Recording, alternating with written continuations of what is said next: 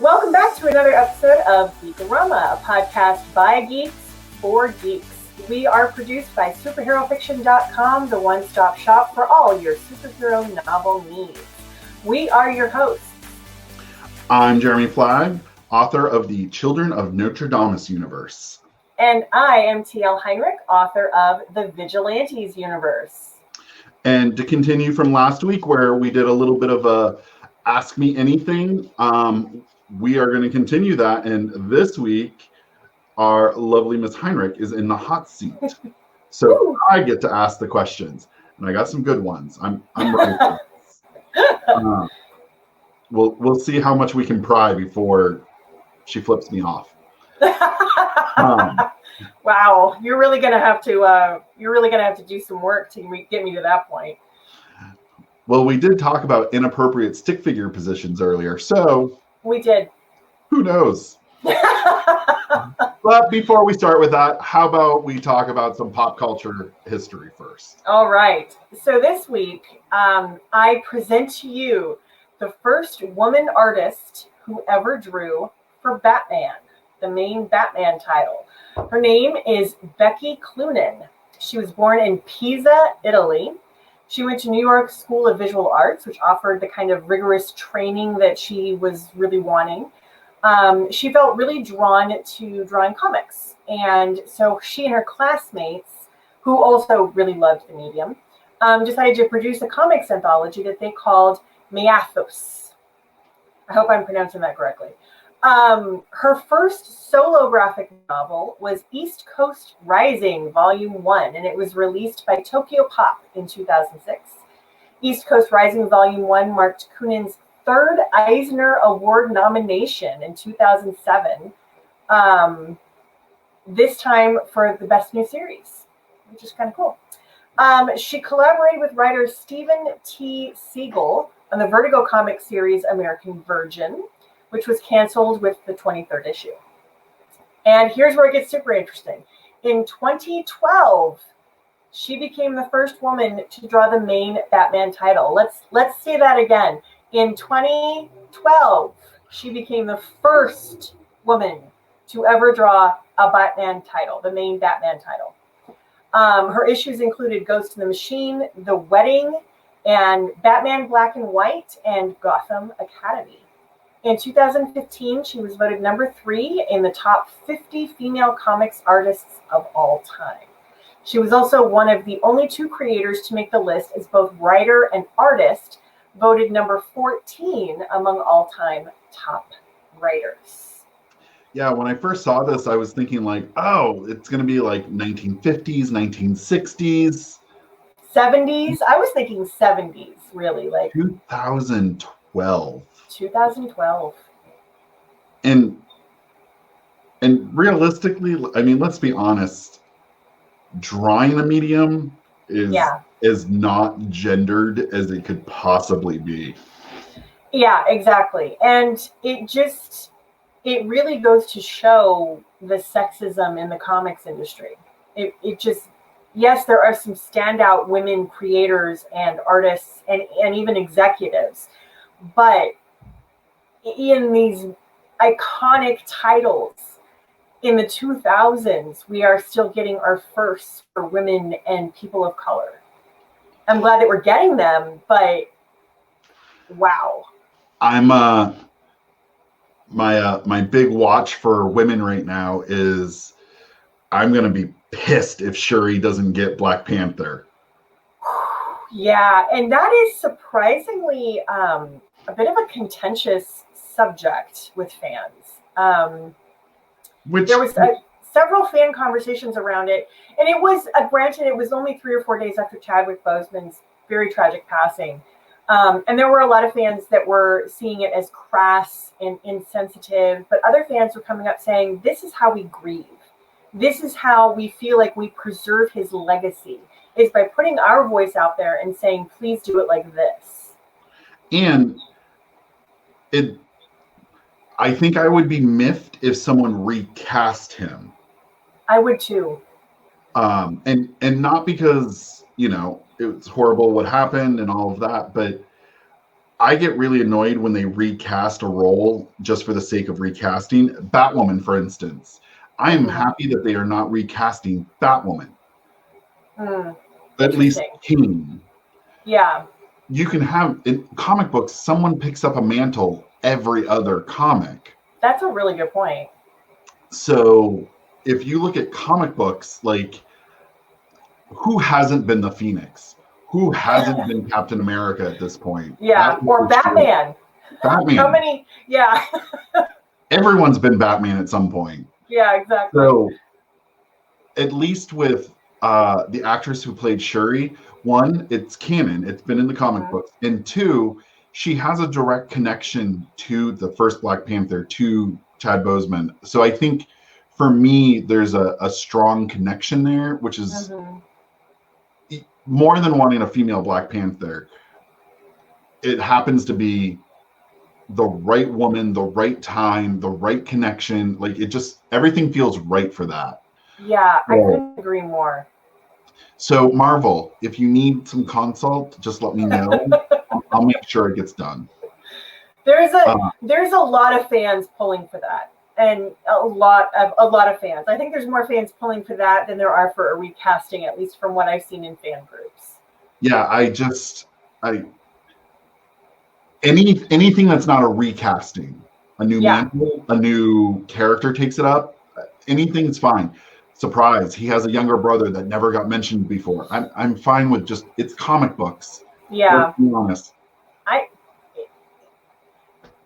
Shuri feels like the logical choice. She's part of the royal family. She's part of the bloodline, and have it be a kind of a vengeance storyline. She's going to hunt down the person that killed her brother. I mean, and realistically, kind of stole the spotlight. She really did.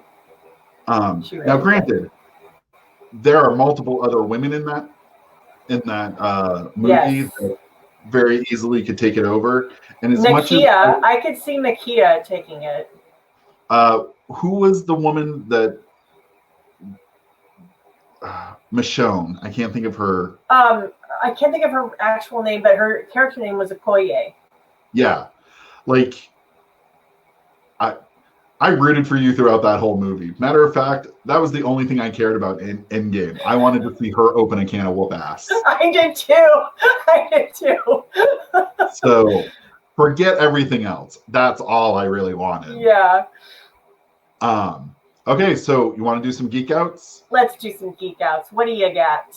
Okay, so I've been needing some popcorn munching movies that low brain, just interest. And I always want sci-fi. I mean, it's just kind of my thing. If it's not horror, it's sci-fi. And so I decided to go early 2000s, and I needed a Mila Jovovich fix. Oh. And I wasn't feeling horror because I might own all Resident Evils in Blu-ray, the only thing I own in Blu-ray. So I decided to go with Ultraviolet. I've never seen that. Is it good? No. I meant good in a bad, like, it's a bad movie, but it's like, it's a good bad movie. It is the perfect movie to eat popcorn and consider it an evening spent. Okay. You're not going to walk away going, let me dwell on this. Not deep storytelling. Got it. Nope. It's basically, there are vampires in the world. It's a bloodborne disease that creates vampires. And she is part of a vampire rebellion that is trying to basically screw over mankind because she got the short end of the stick. And so basically the way I can summarize the whole movie, vampires, Snapchat filter. Because the whole movie is one massive Instagram filter. Oh my God. Oversaturated, super grainy, weird soft faces. It is so stylized in a way you're like, what drugs were you on? But if that wasn't a good spot to end, I was like, you know what? In for a penny, in for a pound. Now let's watch Aeon Flux. Oh dear. Charlize, you really can't do any wrong, but not even you can save this sinking ship. It's based on the MTV cartoon anime. I'm not quite sure how you would classify it. I think it is an anime, actually. I remember watching the original MTV when it aired, and it is so hypersexualized to a point that makes everyone uncomfortable. Like, they kiss and it's all tongue, and the camera just zooms in, and you just spend a good 20 seconds watching tongues. Is this the movie or the cartoon? The cartoon. Ew, animated tongue. No. And she's basically wearing underwear and a bra, and that's it. But she's like, the way she's drawn, she's like 9 feet tall, so she's like legs for miles. And so the perfect casting was Charlize Theron, who was a former supermodel. And so she looks the part perfectly. And there is a little bit of that sexuality, like there is a up close tongue scene because they have a like a capsule, like a pill that they're trying. To so it served a little bit of the plot, what little plot there was. So I would say if you just want an excuse to eat some popcorn and wonder what the hell we were doing in the early 2000s, sure. Before the plague hit. If you're looking for plot, keep looking. You're not going to find it here. So Mila Jovovich is like one of my favorite actresses, and wow, I can only defend you guys for so far. So long. But yeah, I was doing kind of sci-fi research for the novel I'm working on, and there was some really cool tech. So that was good. Okay. It was all glitz, no glam type thing. Yeah. Well, I mean, there is a place for glitz. It's a nice escapism. Yeah, and it's better than Underworld. I was so tempted this week to put on Rise of the Lycans because I've never seen it, but oh my god, the actor, I love him so much. And I was like, ooh, he's shirtless in this. And then I was like, yeah, but do I want to kill the precious 90 minutes that I have with that or something else? Like, that's what it's down to. I have so little downtime right now that I'm like, I have to be selective. Yeah, and I needed brain turn off time with some sci-fi that I didn't need to think heavily about. Okay. The Matrix, you spend all your time like, ooh, this is kind of a metaphorical, deep thought thing. Yeah. Cool tech. No. I wanted vampires and unlimited ammo. It sounds like you found it. I found it. So next we start Resident Evil 1 through 7. Let me know how that goes. Zombie movies with almost no zombies in them. Perfect. Oh my god. So I know what you're geeking out about this week. Cobra Kai! It's only a matter of time. So I binged the show started on YouTube as a YouTube original. Netflix took it over, and now you can binge the first 2 seasons of Cobra Kai on Netflix, and the 3rd season is coming early in 2021. They have to do a lot of dubbing because YouTube only dubs for 3 languages, whereas Netflix dubs for 30. So that's a whole lot of dubbing. But I resisted watching this for so long because I was like, no, I don't want them to ruin Karate Kid for me. Karate Kid was precious. It was part of my adolescence. I had Ralph Macchio on my wall of hot, as many girls my age did. I did not want them fucking up my Karate Kid memories. But a good friend of mine messaged me and she was like, oh my God, you have to watch it. And I was like, really? Serious? She's like, no, trust me. She was a bigger Karate Kid fan than I was. So I was like, okay, if she likes it, then I should probably give it a shot. So I did. And I gotta say, first of all, every episode drips with fan service and nostalgia, but not in it didn't feel heavy-handed. It was woven into the plot. You get flashbacks that are actual scenes from the original Karate Kid movies. And they have a ton of 80s rock music like Def Leppard, Guns N' Roses, the iconic song Cruel Summer. They actually ended season 2 with a cover of that song that is hauntingly beautiful. Like, I didn't think anybody could cover that song and make it beautiful, but whoever did this, they did it, and it was perfect. The thing about this is that, so Ralph Macchio and William Zabka, who plays Johnny from the first movie, they have been approached over the years by dozens of people wanting to do either another Karate Kid movie or wanting to do a show. And time again, they have turned them down because the projects didn't stay true to the core values of the franchise, and they also didn't advance the stories. They were just like, no, this isn't going to add anything.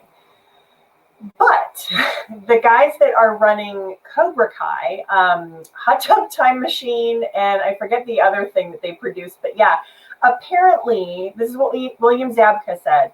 They are fans of the Karate Kid like other people are fans of Star Wars. It's like their big fandom. So they come to the two actors with this project, and basically what they said is, this is many years later, and here's where you guys are at in your lives, and it's a character study. And the thing about it is that there are no good guys, there are no bad guys. I mean, there is a clear bad guy in the second season, but I don't want to ruin the spoiler because it's a good one. But in terms of Johnny and Danny, it's not a clear delineation anymore. Danny is actually kind of a dick, and there were many times I was like, somebody please take him down a few hundred pegs, because I just really wanted Johnny to punch him. Like, that's what I wanted. And Johnny is sexist, and he's racist, and he's homophobic, and he doesn't know what the internet is. And he watches Iron Eagle ad nauseum, drinking cheap-ass Coors beers. You know, like, he is the very definition of California white trash. He just is. And at the beginning, though, I'm like, I don't really like this guy, like, at all. But then he would do a few things, and I'm like, I kind of want to root for him, but God, he's a dick. He's just, ew. And what the first season is really is Johnny shedding a lot of his really toxic points of view, the way that he looks at the world, the way that he looks at other people, the way that he looks at himself. And the first season is all about Johnny figuring out who the hell is he and what does he want out of life. And also reconciling the lessons that he learned in his formative years as part of Cobra Kai with the kind of man that he really does want to be. And there's a lot of like 3 steps forward, 2 steps back, where you start to see Johnny and Danny maybe start to have a reconciliation where they kind of understand each other, and then something happens and it all goes to shit. And there's also those moments for personal growth. Johnny will really start to grow, and then something happens and it sets him back. Danny will start to grow, and something happens and it sets him back. And there's a lot of back and forth. There's a lot of gray area. And it continues in the second season along those same lines, to the point where at the very end of the second season, I'm crying. I am completely heartbroken about what they just did. And now I'm like really jonesing for season 3. I was like, oh my God, what the hell happened? Because you fall in love with these characters. They're not just Danny and Johnny from the Karate Kid anymore. They're these guys with these deep issues, interpersonal and personal and family issues. And you see Johnny building a family for himself and trying to get past all the wounds that his sensei inflicted on him, that his stepdad inflicted on him. There's even an episode where they reunite the Cobra Kais, all the guys from the first movie. They get all the original actors, and they get together, and one of the members, the one whose famous line is, "Get him a body bag," he's in the last stages of cancer. And so the guys basically kidnap him from hospice and take him on one last good night. And you get to see these guys and what Cobra Kai, like the toxicity of it in their youth did to them, where they're at now. And it's so well done. There is cheese, I'm not going to lie, but it's really cool cheese. And I loved it. It's just, if you were a fan of the original at all, I think that you will love this. And it's also just, it's a really good show. Just in general, it's a really good show. I might be the only person in the world. I really liked the rebooted Karate Kid. You might be the only person in the world.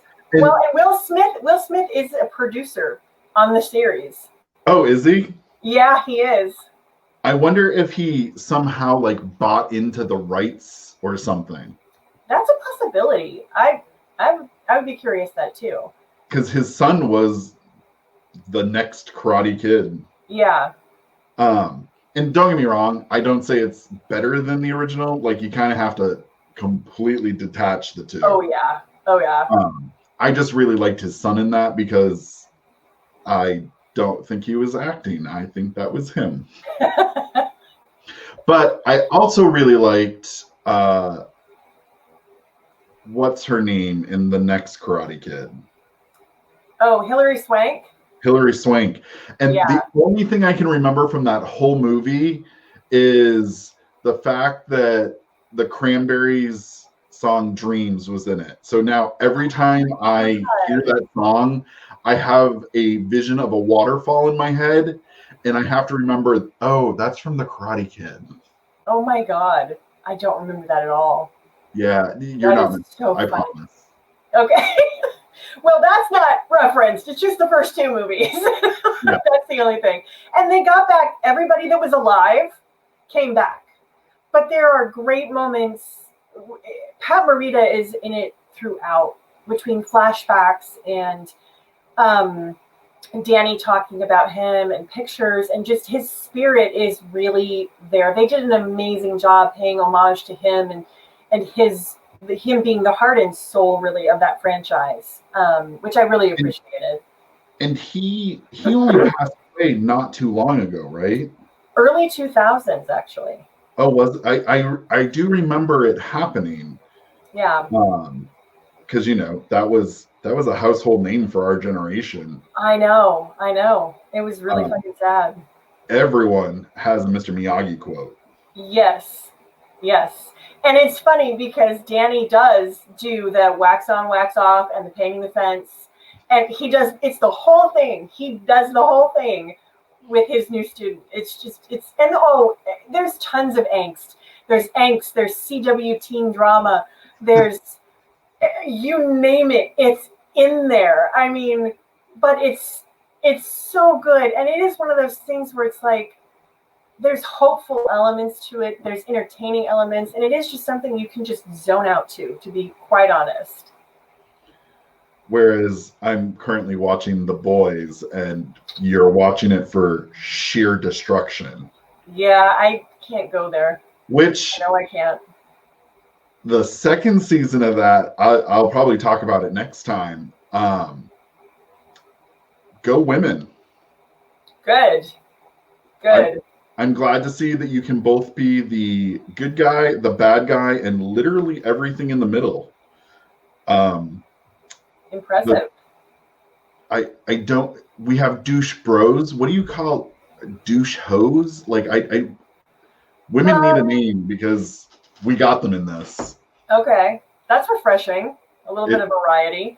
It is definitely not strong female character. Well, no, they're all strong. They're not the good guys. Yeah, they're not the ones you root for. Yeah. And she's managed to creep me out even more than the creepy main character. So Yeah. That's an accomplishment. Equal opportunity, and not in a great way, but well, we're going to take a quick break before we get to the deep dive. Desperate to read a great Cape and Cowl story but unable to find any on Amazon? Want a new anti-hero to love to hate? Need some women heroes in your super team rotation? Superhero Fiction is here to help. With over 300 curated superhero books and counting, you're sure to find the novel that will scratch your itch.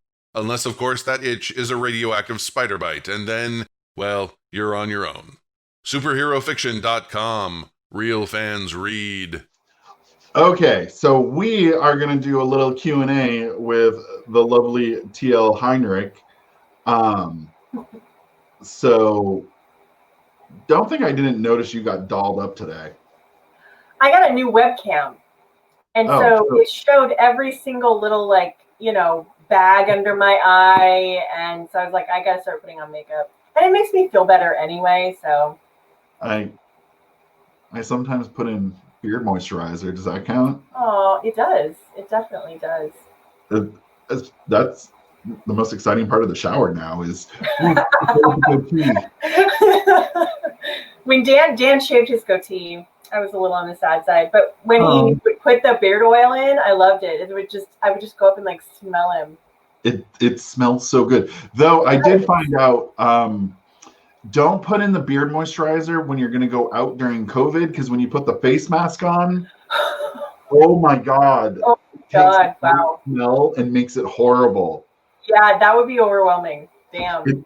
I was like, sandalwood as far as the eye can. Pro tip, everybody. Yeah, things dudes need to be aware of during a pandemic. So we're going to talk a little bit about you and a little bit about your writing and a little bit about your character universe that you have going on. So why don't we start with the classic author question? So, how did you get into writing? I, like a lot of authors, I was a little girl and I just started writing. But what I started writing was Nancy Drew fan fiction. And I did not know that's what it was at the time because I didn't know what fan fiction was. But looking back, I was like, oh yeah, I wanted to be, when I found out that Nancy Keene actually was a pen name, like that many people had written under Nancy Keene for the Nancy Drew franchise as a little girl, I was like, oh my God, I want to be Nancy Keene. So I would come up with all of these like mysteries that usually, like after reading like Nancy Drew and the Hardy Boys, because there were some books that came out around that time that had both of them. And if you're a Nancy Drew fan, you know that really she should have been with one of the Hardy Boys, because that's my headcanon. So as a little girl, I would write really bad mysteries that the only reason they existed was to get Nancy together with one of the Hardy Boys. That was the only reason that I wrote that. So I wrote slash fiction, actually, as a little kid. And so, as an adult, you could do reverse harem Hardy Boys. Could, but I'm not gonna. No offense to reverse harem authors. I don't enjoy the genre.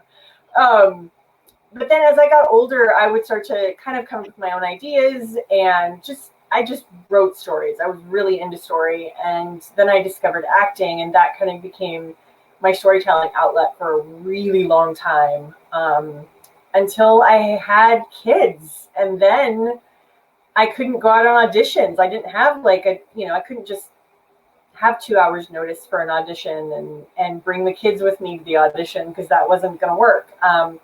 So I turned back to writing as just a creative outlet at first, and did my first NaNoWriMo and wrote 90,000 words in a month because mama's insane.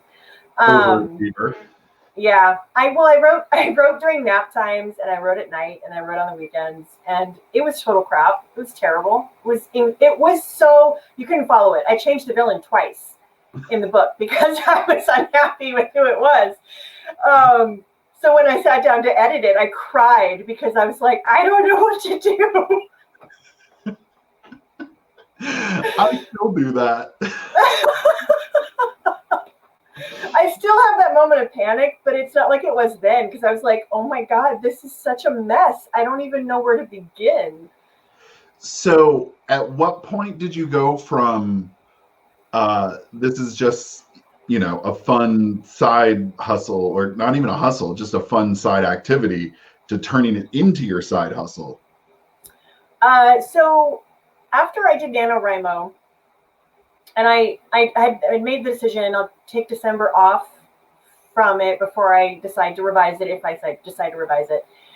And during that month, the more I thought about it, the more I realized this was really fulfilling. And it was something I could do at home, because we were planning on putting my youngest into preschool after they got potty trained. My oldest was in kindergarten at the time. And so Dan and I were starting to talk about, okay, if we can get Kara into preschool, should I go get a part-time job? And the answer was an emphatic no, once we discovered how much childcare would cost. And so then it was, well, is there something I can do from home? And that conversation kind of coincided with me writing the novel. And several years earlier, I had heard about independent publishing. It was just in its infancy. The Kindle had just come out. This was like 2009, 2010, right around in there. And so now we're in 2014. And I'm thinking, well, I wonder about that. I wonder if I could do that. Dan and I had been independent artists our entire marriage. We had produced independent films and web series. We had been actors. We were kind of familiar with being indies. But Dan encouraged me to look at traditional publishing as well, to kind of look at them side by side. And he was very supportive. He said he believed in me as a storyteller. He believed in my talents. And he said, if this is something you want to do, then let's figure out how to make it happen. But we both agreed, if I can't market it, if I can't make money at it somehow, then it's probably a no-go. It's probably just, we need to find something different. So I looked at both routes. I did some research, December, January, February, going into 2015, and really realized rather quickly that I think indie publishing was the way I wanted to go, partly because I'm a control freak, and I don't want somebody telling me it has to be this way, or you have to have this cover, or the story has to be like this. I also didn't think it was quite fair that trad or indie, you were going to have to do your own marketing, and with traditional publishing, as a first-time author, I would have been lucky to get 2.5% to 3% of my royalties. It's like, if I'm doing all that work, I should get a larger piece of the pie. And with indie, you get 70%.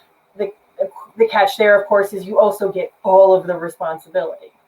So there's a significant trade-off, but I was willing to learn what it took to manage that trade-off. And so I think it was several months after NaNoWriMo, I had made my decision, I would say by March or April of the following year, that this is what I was going to do. Did you publish the first story you did? I did, actually. So I edited it, and I accidentally added 10,000 words.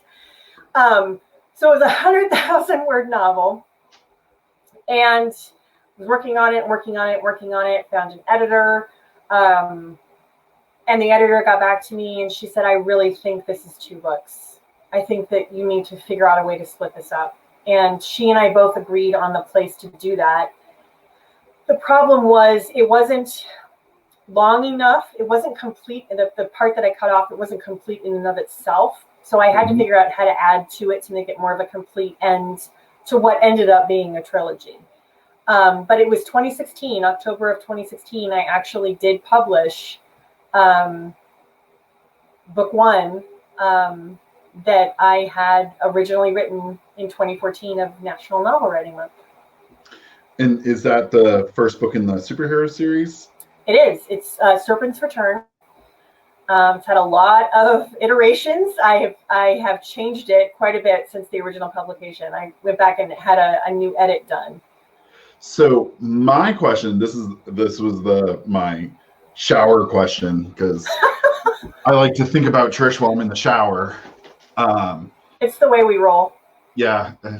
Thank God your husband and I get along. He likes you. It could be weird otherwise. I mean, I'm still gonna make it weird, but It's okay. Most of my friends are actors. I really doubt you can get more weird than that. I feel that bar is really high. It is super high. You have no idea.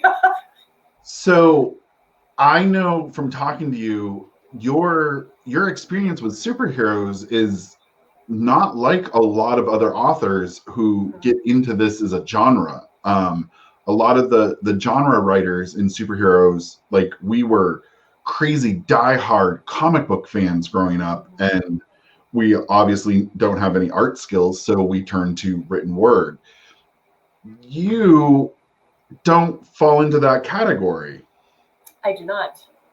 So where did superheroes even pop into your head at this point? So I am friends with the lead singer of a geek rock band called Kirby Crackle. And if people don't know them, look them up. Their music is just awesome. Also support indie artists.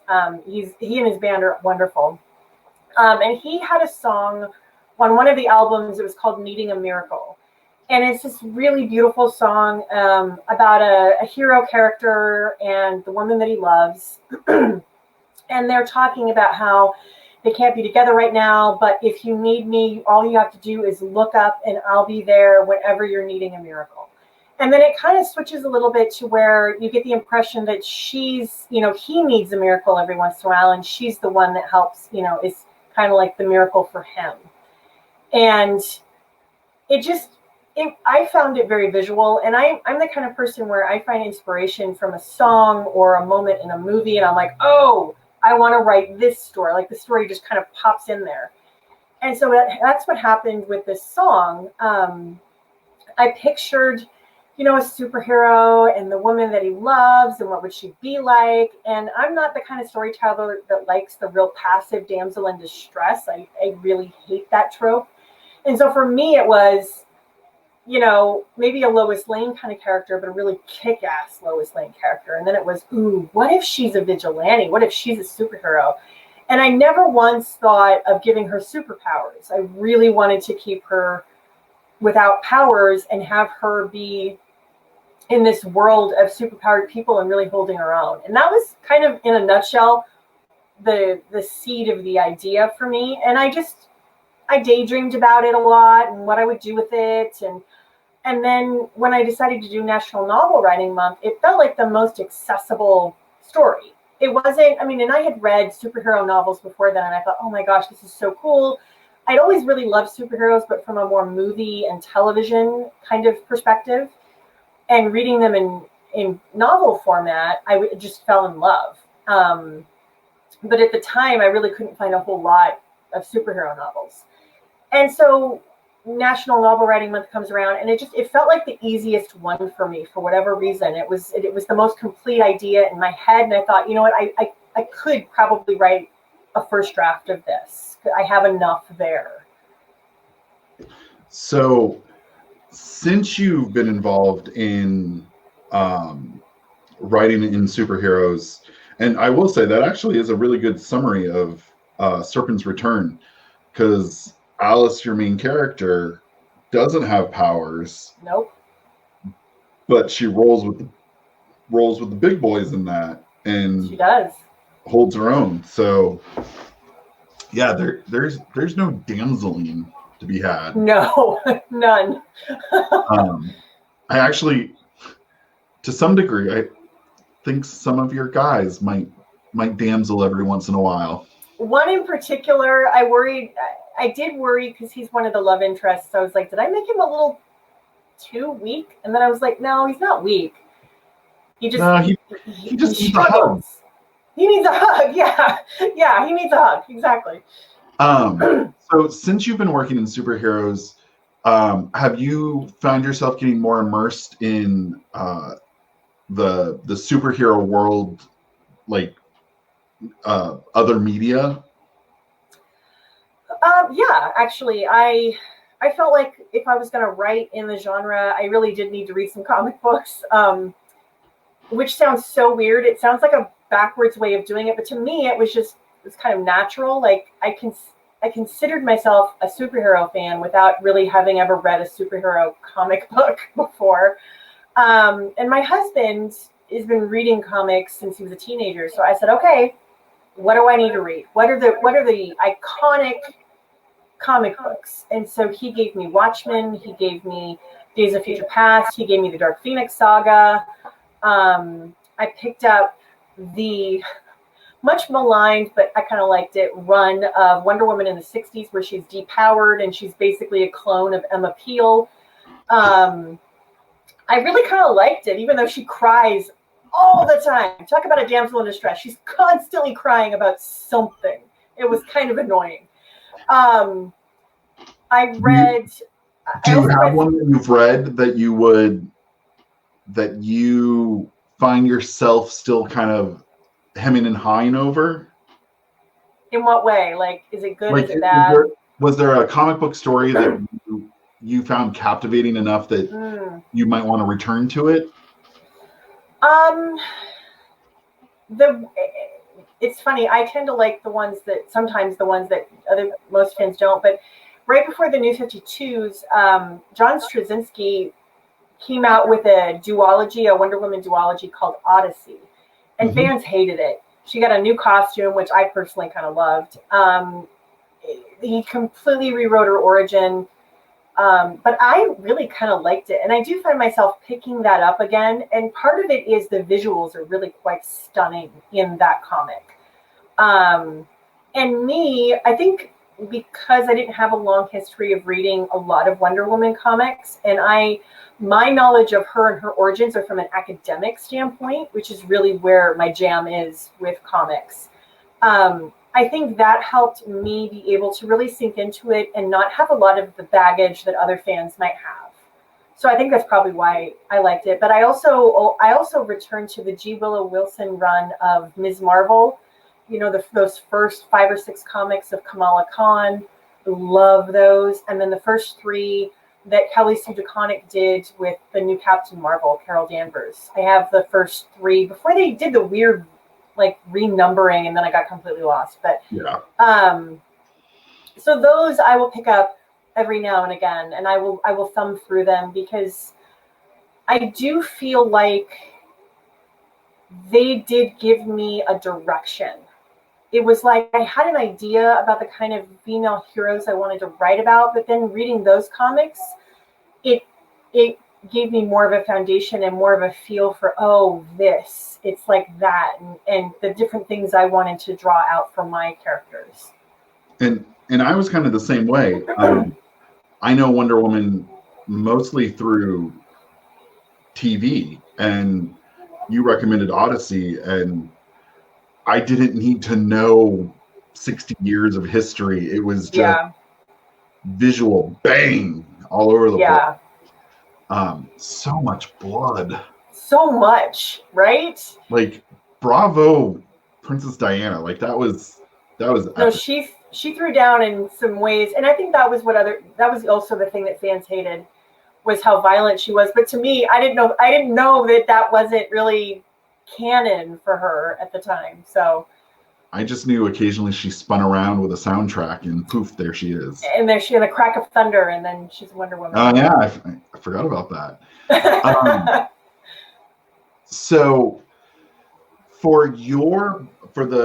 your series or your universe is called the Vigilantes universe. Mm-hmm. How do powers exist in your universe? Like, what is the origin story of powers? So my universe, the first set of series under the name T.L. Heinrich is set in the past. It's an alternate Earth. Mostly takes place in the 60s, but there are a few things that take place earlier than that. So back in World War I, there were some scientists trying to figure out how to create an invulnerability to things like, the gases that were used in trench warfare, and possibly create a super soldier. And in the experimentation, what they ended up stumbling onto was making somebody fly. And this one particular scientist was really, really, enamored by this. and was determined to create people with superpowers. And eventually his funding got pulled, and it was, all his own lab kind of thing. And he ended up tainting vaccines that were going to specific areas across the country with his serum to give people powers. Because what he had discovered was they didn't take so well in older test subjects, but the younger you were, the better chance you had of not only developing powers, but surviving the process. And so this scientist, this really mad scientist, ends up just kind of doing this massive blind testing. And so what ends up happening is the kids that got those vaccinations, when they near the age of puberty, if they have a latent ability, the serum activates it, and they get a super high fever. It's really high. They're really, really sick. But then when they recover, they develop a power. Okay. And so this first happens in the late 40s after the Second World War. It's how long it took this guy to really develop what he was trying to do. The problem is, by then, the guy's dead. His nephew inherits the company and is not upfront about what his family did, obviously, because it's illegal. And so people keep popping up with powers, and nobody's really quite sure what's going on. So that's kind of how it starts. But your universe isn't limiting the powers to just the chemicals at this point. You can have second generation. So it stays in your system. So you might not develop powers, but your kids might, kind of a thing. So what about the series that you're working on right now? Oh, that's right. So yes, I have a planned series that it's not out. Well, there's two planned series. One of them is called the Omega Society, which is basically like Indiana Jones meets Warehouse 13, where there's all these artifacts. It's more of like a magic system that gives you superpowers. But also with superpowers. So there's agents that have abilities from this chemical, and then you have agents that also have abilities that they get from artifacts that they can use. And so that's going to be set under my T.L. Heinrich pen name as more of like an urban fantasy, paranormal romance kind of series. But then I am launching under the pen name Trish Heinrich a superhero romance series that's focused on a family where each sibling has a ring, and in the ring is part of an artifact that gives them angelic superpowers. So it's like a fallen angel or like an archangel, but they develop these superpowers that transforms them into this angelic being. So I thank you for asking that, because up to this point it has been mainly like the serum, but the plan was always to expand that and make it like you could have artifacts, you could have magical things that ended up happening as well. So do you think in the magical artifacts, you mentioned in the Omega series that you're going to have both artifact and supers? Mm-hmm. Do you think that's going to happen in your romance series as well? Yeah, it's set in the same world, but brought up to more modern times. And so there are references to other superheroes. Like in the first book, you meet a girl named Justine who's got siren. They call them siren abilities because she sings and she can manipulate emotions. And then there's also a character named Cisco, and he has a touch of precognition. It's not like he can see the future, but he can, if something's going to happen, he can kind of focus in and see like a few seconds ahead. So it's kind of beneficial in a fight. But there are references to other vigilantes. There's references to vigilante laws. Like, for instance, sirens cannot become professional singers for obvious reasons. Yeah, and anybody that allows them to, it's hefty fines and imprisonment. Precogs are registered and heavily monitored. And some of them are recruited into government positions.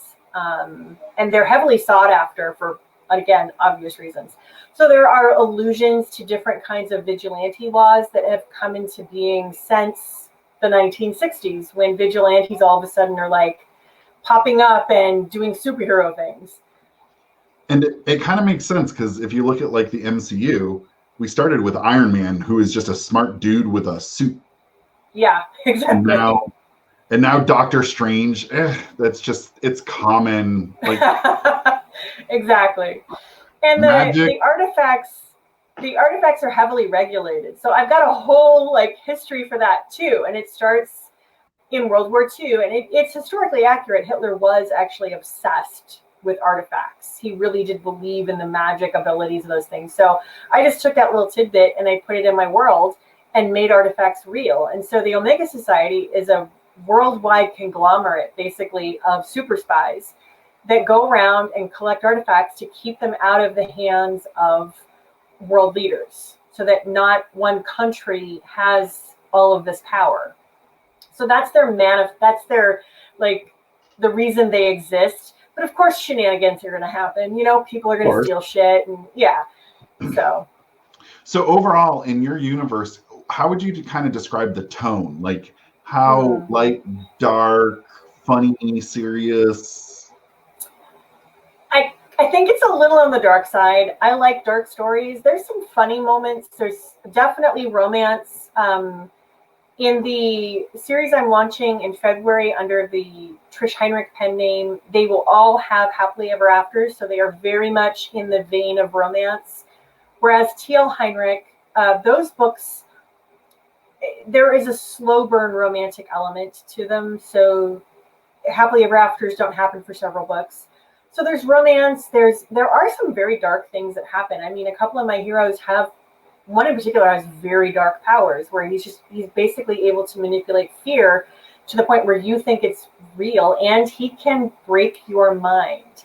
Like, that's his power set, but he's a hero. And so there's some dark things that end up happening. There's some funny moments to kind of balance that out.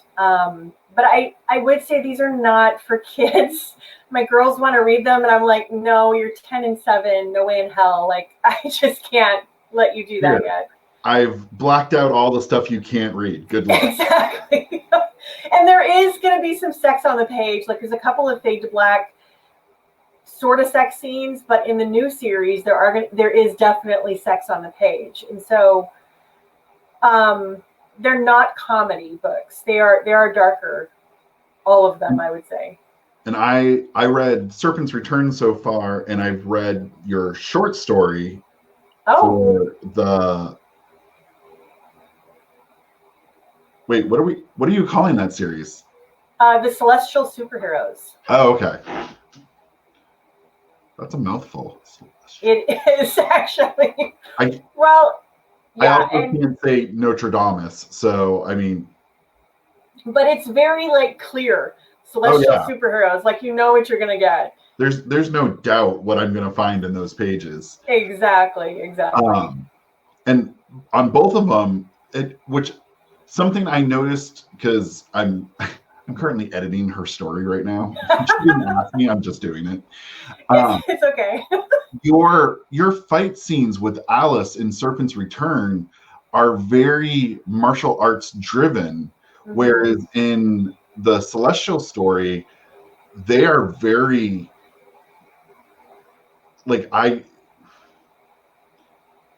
they're large scale Superman-esque, I'm destroying the city as I'm fighting. Yeah. So there's definitely a wide range of hero that we're seeing. Yeah, I wanted a broad. I didn't want to write the same character over and over again. Which brings me to my next question. Okay. So you've read a lot of superhero novels. Okay. Why should I read yours? What about yours would captivate me? That's a good question. Well, to be honest, I have read a lot of superhero novels, and even with how do I say this? Well, I'm just going to say it. Not a lot of them have women heroes. A lot of them have women heroes as adjuncts, girlfriends, teammates, but not as the main hero.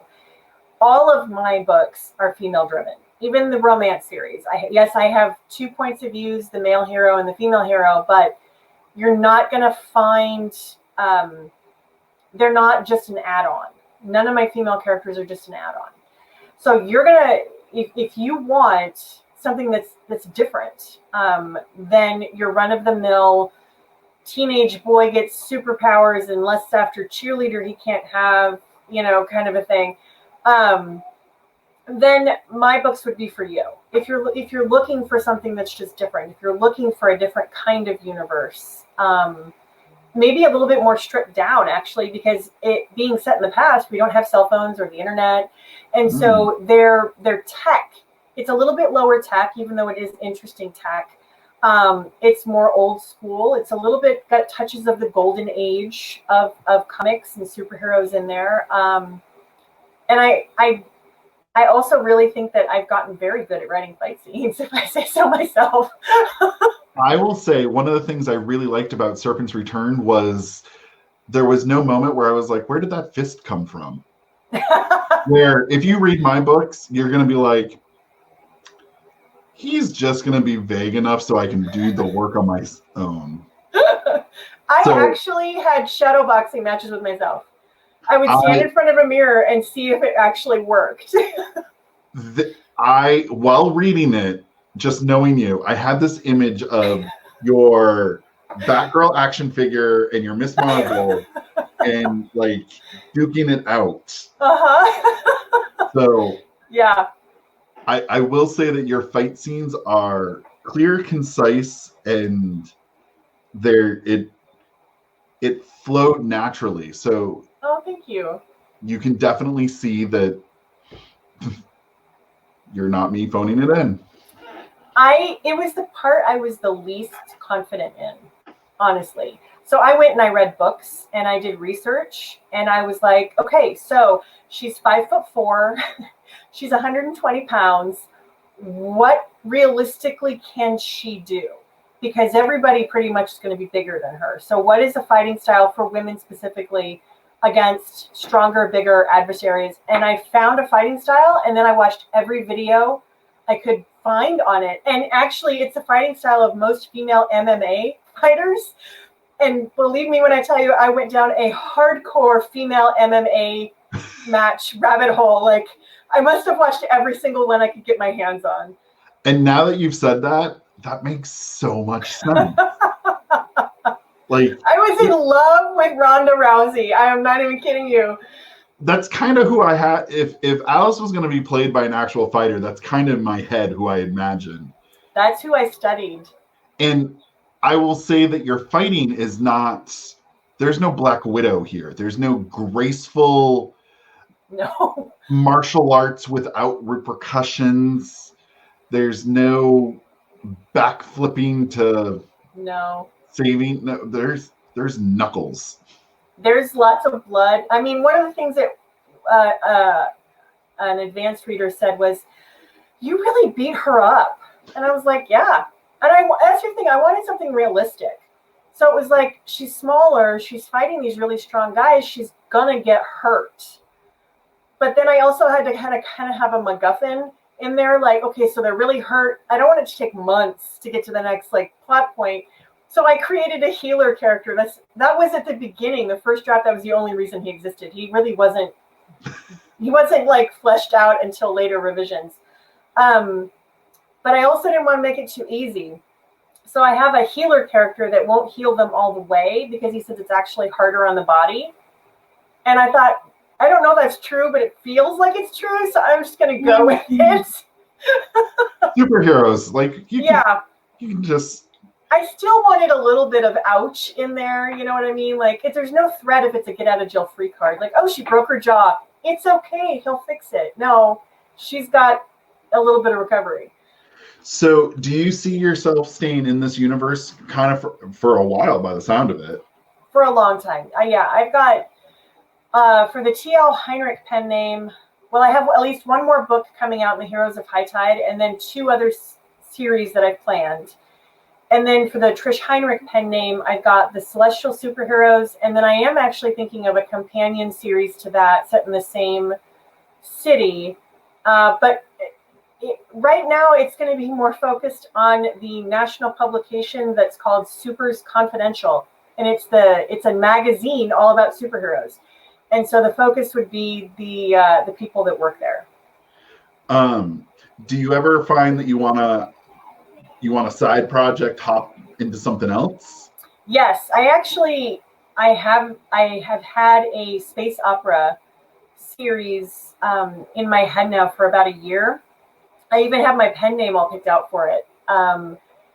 Because that's very different, and I know I'm going to have to set up a completely different persona for it.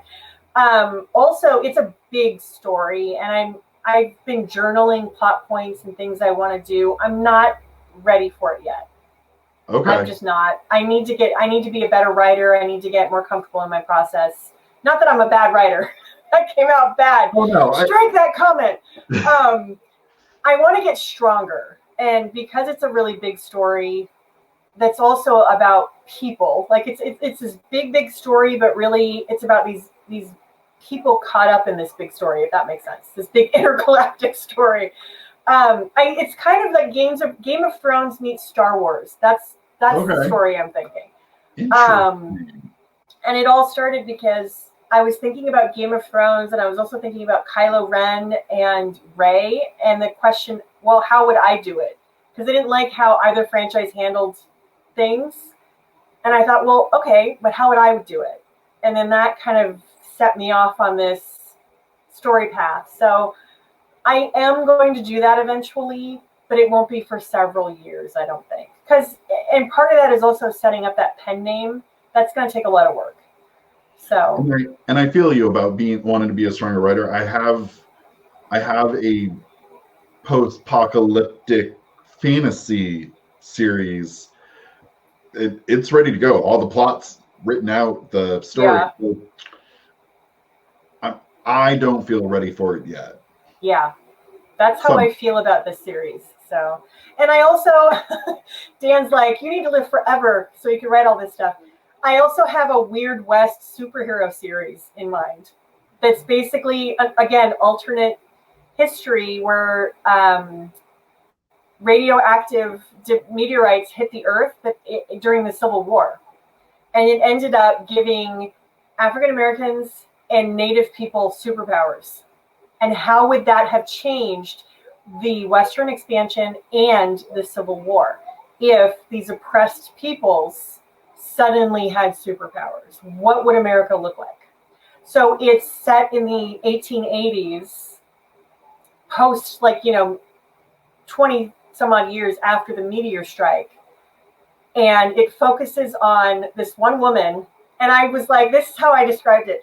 It's the Wild West with my main character basically being John Wick, and there's superpowers.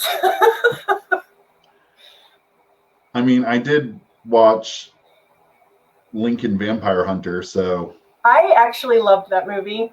I'm not ashamed to say. It was fun. It's pretty high on the horrible things I love list. Yes.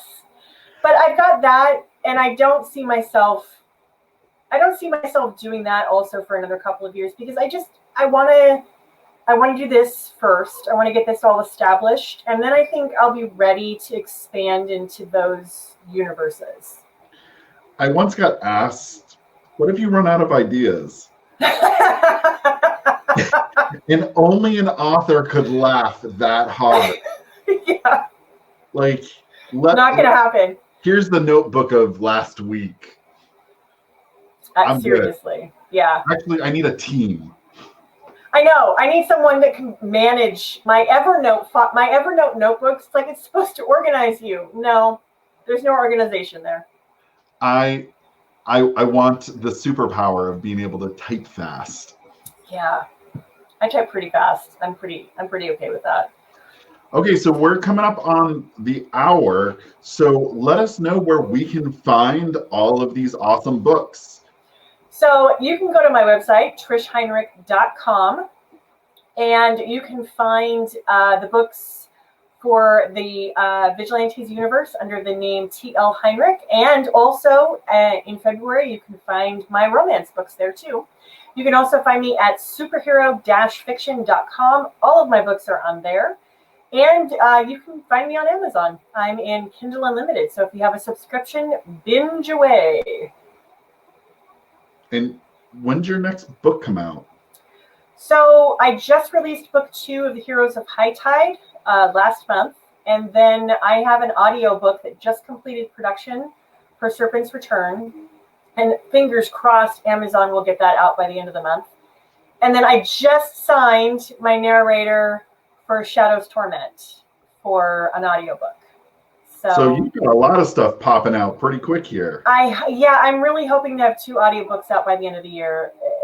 But at this point, it's all up to Amazon. Like, my narrator's pretty good, but ACX is slow. So we will see. When's the 3rd book in the trilogy coming out?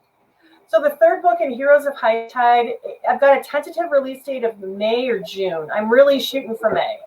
I'm going to try to draft the first draft of that during NaNoWriMo this year. And this month, by the end of the month, I should have the first draft of the first book in the Celestial Superheroes done. So, are you shooting for February on that? I am. I'm shooting for my birthday, February 12th. So basically, if you start reading a T.L. Heinrich book now, you're gonna be occupied till next summer.